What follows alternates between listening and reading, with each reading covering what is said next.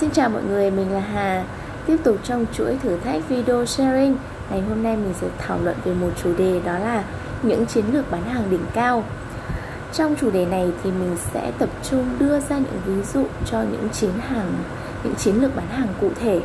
Và chúng ta hãy cùng xem những cái ví dụ đó và áp dụng vào trong cái mô hình kinh doanh của mình, xem chiến lược nào là phù hợp với mô hình của mình nhé. Chiến lược đầu tiên đó là make up sản phẩm. Make up sản phẩm thì các bạn sẽ thấy trong những cái chiến lược mà nó đầu tư về hình ảnh, bao bì hoặc là cách trang trí sản phẩm. Ví dụ như các bạn đi vào một nhà hàng ăn, thực ra với những cái món mà bên nhà hàng họ phục vụ, đồ ăn có rất là ít, nhưng mà các bạn nhìn thấy là họ trang trí hoa văn rất là cầu kỳ, và nó làm cho mình có cảm giác là cái món ăn của mình được gọi là được chuẩn bị một cách rất là chu đáo, đúng không ạ? Và đây cũng là một chiến lược make up sản phẩm. Make up sản phẩm thì nó thường tập trung vào những sản phẩm ví dụ như là làm đẹp hay là nhà hàng liên quan đến lĩnh vực ăn uống. Chiến lược thứ hai đó là chiến lược dịch vụ khách hàng tuyệt vời. Chiến lược này thì các bạn có thể liên tưởng đến một số ví dụ. Thứ nhất là với một số chị em mà đi thẩm mỹ viện, thì sau khi các chị em làm đẹp xong, khi ra về thì nhìn thấy xe của mình đã được rửa một cách rất là sạch sẽ.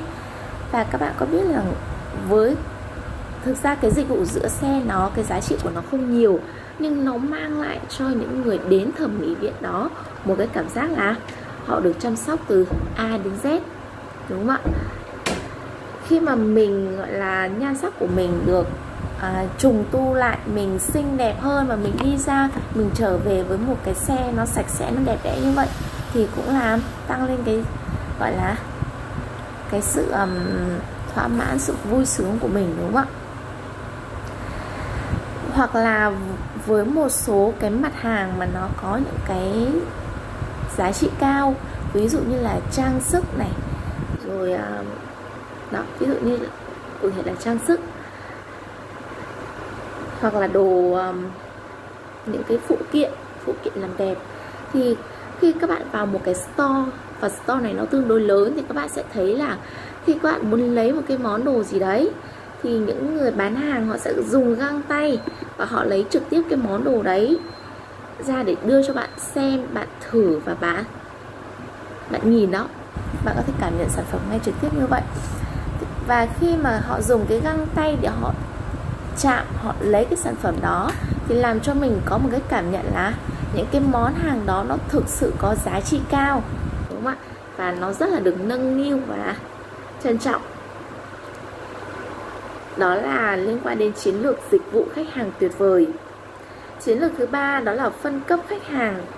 Phân cấp khách hàng này thì chúng ta có thể thường thấy trong ví dụ dịch vụ máy bay, hoặc là trong các khóa học bán hàng. Ví dụ trong các khóa học bán hàng, người ta sẽ phân loại khách hàng dựa trên các hàng ghế, ví dụ như là VIP, VVIP, VVVIP. Và với mỗi cái nhóm khách hàng này thì cái chính sách cũng như là cái dịch vụ, cái cách chăm sóc, cái mức ưu đãi nó cũng sẽ hoàn toàn khác nhau, đúng không ạ? Và nó làm cho những cái người mà đặc biệt là ở cái thứ hạng cao, họ cảm thấy là họ xứng đáng nhé. Chiến lược thứ ba đó là phân cấp khách hàng. Chiến lược thứ tư đó là thêm giá trị tối đa. Ví dụ các bạn thấy một cái tờ quảng cáo, tờ outfit giới thiệu sản phẩm, đó là mua 1 tặng 5. Ví dụ như bạn mua một chiếc máy tính, mua một chiếc laptop, bạn được tặng kèm 5 phần quà. Nó có thể là con chuột, có thể là một cái ba lô, rồi là một cái bộ dụng cụ vệ sinh máy tính, rồi một cái voucher. Đó, mua 1 tặng 5. Và với cái chiến lược này thì thường chúng ta nhấn mạnh đến cái số lượng mà làm cho người ta dễ dàng liên tưởng và hình dung.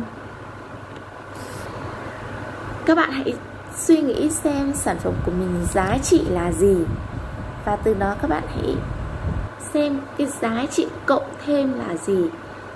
Đó, giá trị chính là gì, giá trị cộng thêm là gì, để tăng thêm một cái giá trị tối đa cho sản phẩm của mình. Đôi khi có một số trường hợp người ta mua sản phẩm không phải vì giá trị chính, mà người ta mua vì những giá trị đi kèm. Bởi vì sao?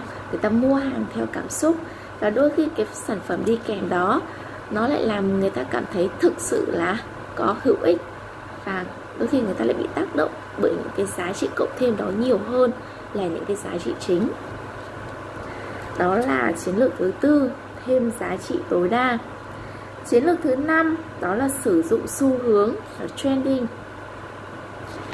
Cái này thì đã gọi là xu hướng thì nó sẽ có tính nhất thời, có tính thời điểm.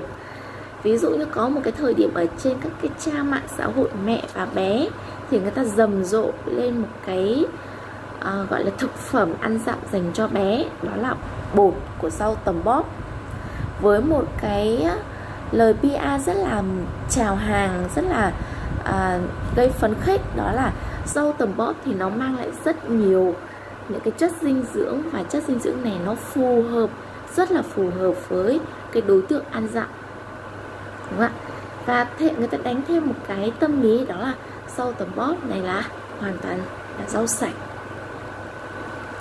Và thêm nữa là người ta tạo ra một cái dạng dùng là dạng bột.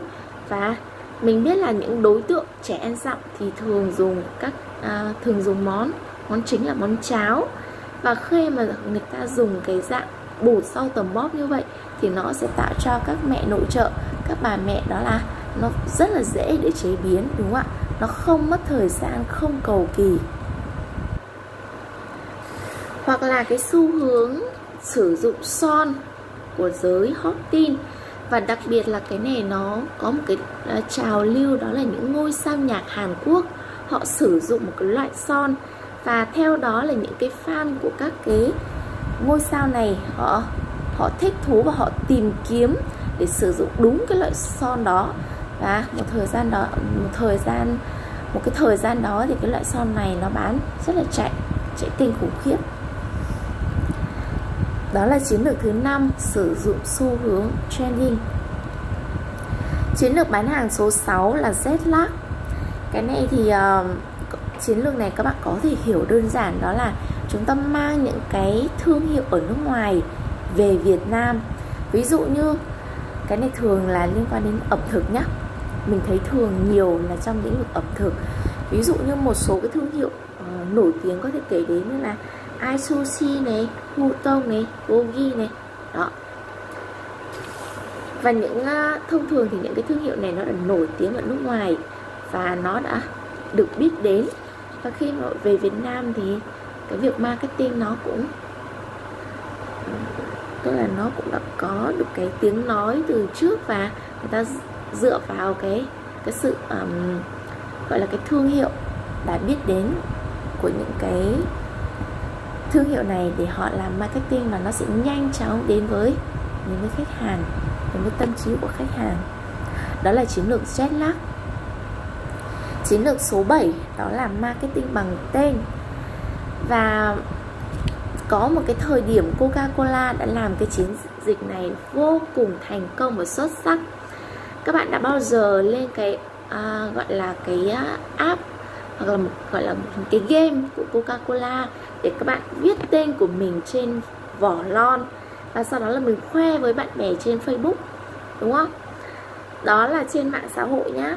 Còn đối với ngoài đời thực thì Coca-Cola nó cũng đã in tên của những khách hàng ngay ở một cách rất là thực tế, và thậm chí là người mua ở các gọi là hình thức offline đấy, họ vô cùng phấn khích khi họ mua được cái lon Coca đúng với cái tên của họ.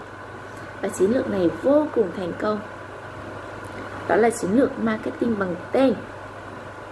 Chiến lược số 8 là chiến lược cuối cùng, đó là sử dụng nhân vật marketing. Sử dụng nhân vật marketing này thì chúng ta thấy phổ biến đó là trong những thẩm mỹ viện.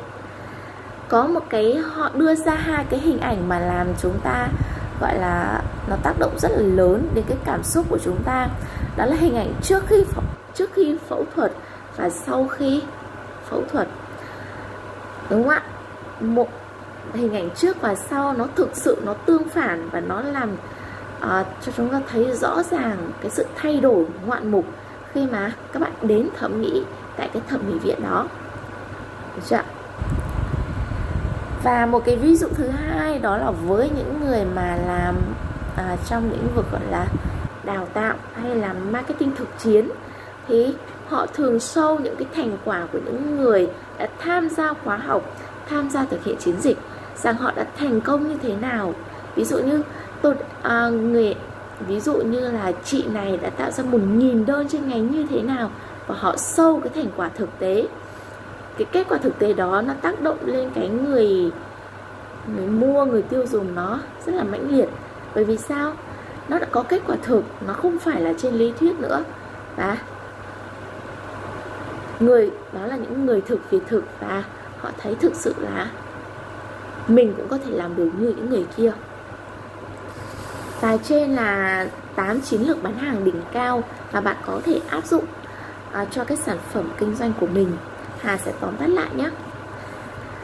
8 chiến lược bán hàng đỉnh cao. 1. Make up sản phẩm. 2. Dịch vụ khách hàng tuyệt vời. 3. Phân cấp khách hàng. 4. Thêm giá trị tối đa. 5. Sử dụng xu hướng trending. 6. Jet lag. 7. Marketing bằng tên. 8 là nhân vật marketing.